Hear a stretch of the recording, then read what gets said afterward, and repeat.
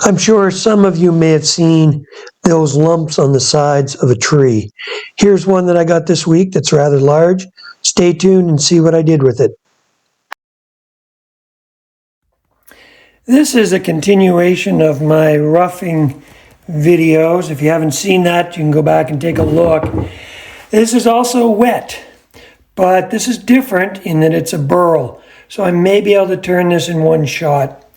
So just to position yourself, this was growing on the side of a tree, and it was yellow birch, possibly birch, but I believe yellow.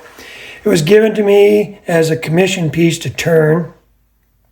So this burl grew on the side of the tree. The tree ran this way, so along the lathe bed.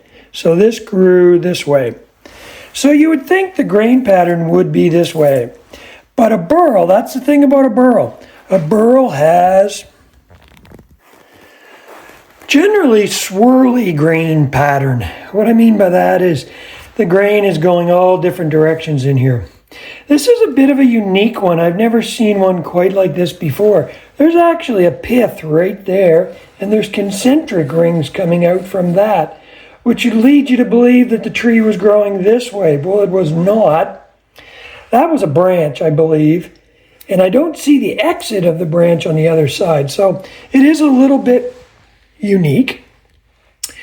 What I'm going to do is I'm going to turn this, I'm going to make a bowl out of this. This will be round in here, but I'm going to leave these edges out here. So there'll be a natural edge, and they'll just follow this shape here.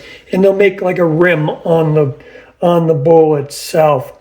So this being the top, we'll go ahead and mount a faceplate on there and then get it on the lathe. This piece is mounted on my lathe on a faceplate that's screwed into what's going to be the top of the bowl. And here I am just working the bottom and starting to round the bottom up and also forming a tenon. You can see the piece is out of round. So therefore, I had to turn a little slow at the beginning until I got the weight evened out a bit. The other thing is this bowl is going to have a rim. So here I am just using my carbide tool and establishing the thickness of my rim.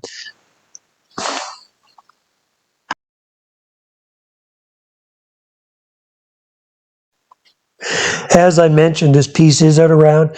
You can see I'm only hitting on one side of the bowl so far.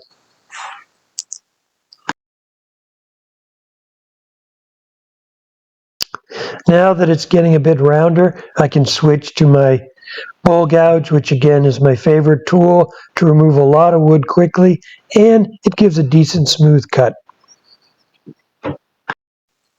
Now you can see how the bottom of the bowl has become bowl shaped and the rim is formed on the top. That rim is going to stay there. It's odd shaped and it's going to be a design feature in the bowl.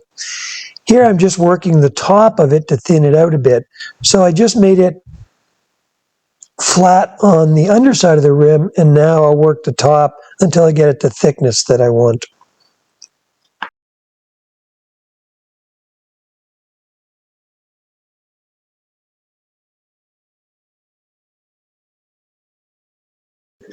I had some grooves on the underside of this rim, so I decided to come back and clean up the underside a little bit more.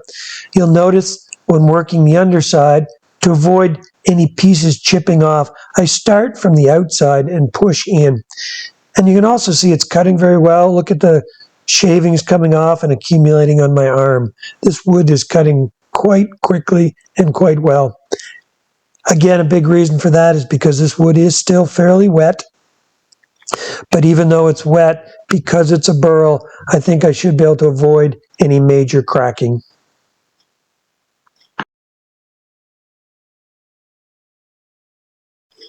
Now with the rim set, I go back to working on the outside of the bowl just to refine the shape a little bit more and to make some finish cuts. This is an important stage in the process, is taking the time on the finishing cuts so that you can reduce the amount of sanding that's required.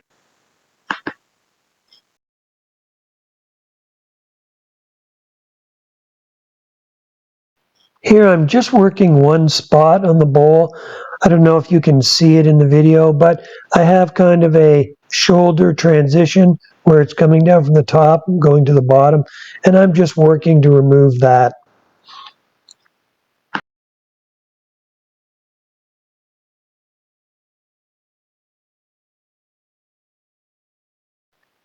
The outside of the bowl is shaped, and now I'm going to start sanding. As usual, I'm not going to show the whole sanding process. I started with some sheet paper at probably 80 grit, although I would not have needed to start that low. This had a very smooth finish on it right from the tool. There were a couple spots down near the bottom where there was a bit of tear out, so I focused on those, but the majority of the surface just required a quick pass.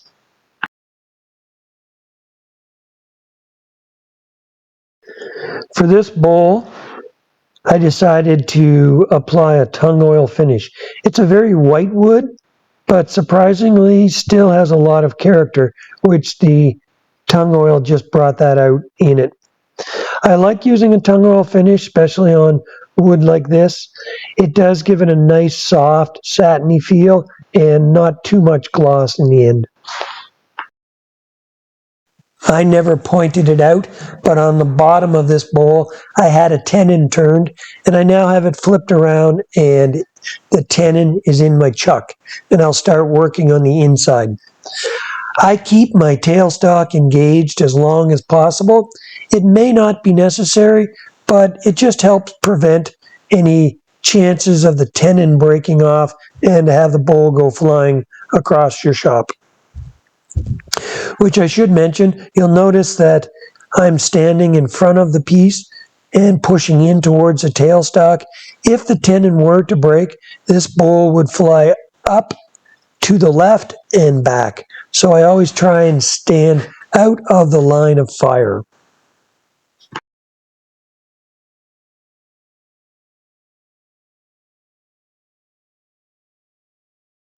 So here the majority of the wood is removed from the bowl. I'm just setting the final thickness, and you can see again from my arm and the shavings on the tailstock that this is removing a lot of wood fairly quickly.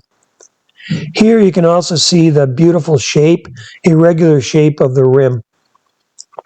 I use my thickness gauges to be able to tell. Fingers are pretty good, but I do like to use these just as I get down near the bottom. Now, with my tailstock removed, I'll go and remove this centerpiece. I mentioned that sometimes bowls, tenons can break. It has happened. I have had bowls fly across the shop. If it's going to happen, this is probably where it's most likely to happen. That center piece that I've left in that was engaged in my tailstock, I now have to remove it. And you have to be very, very careful that at no time does the point of your bowl gouge get underneath the center line. If it does, it will lift up and can cause an excessive amount of force. And that's that force that can cause the tenon to break. And that can all happen in a split second.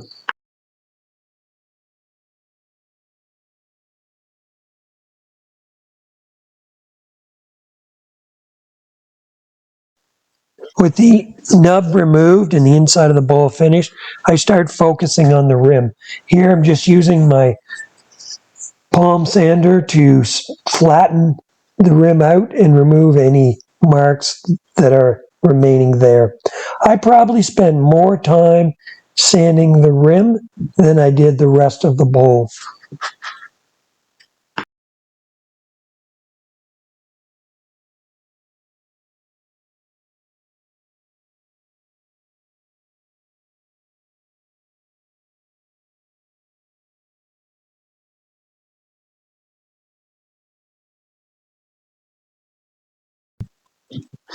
So I did end up with a few very, very small cracks right in the rim.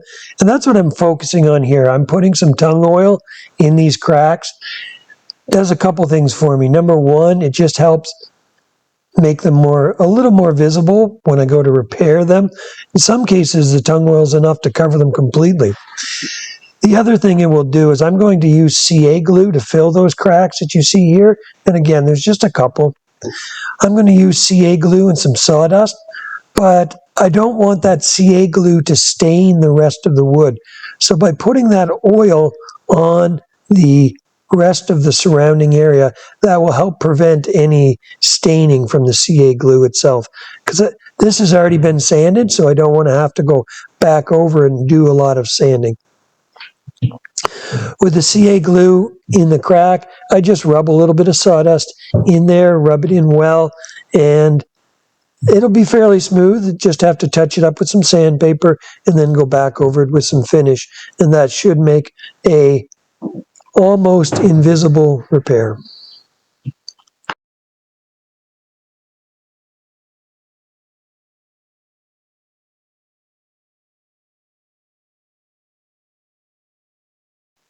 As I mentioned, sanding of the rim took a lot more effort than the rest of the bowl. I said almost as much.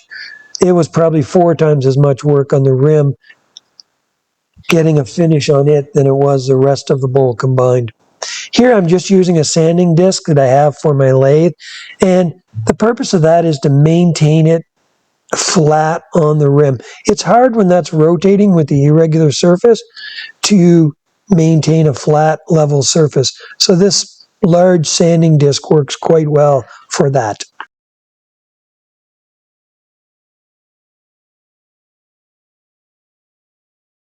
So here's the finished product. I think it turned out beautifully.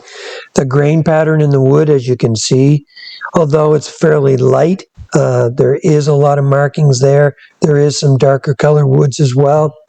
And again, the grain pattern did become swirly once I get into the bowl itself. I think the design is really complemented by the large irregular shaped rim as well. And again, I'm pleased with the way it turned out.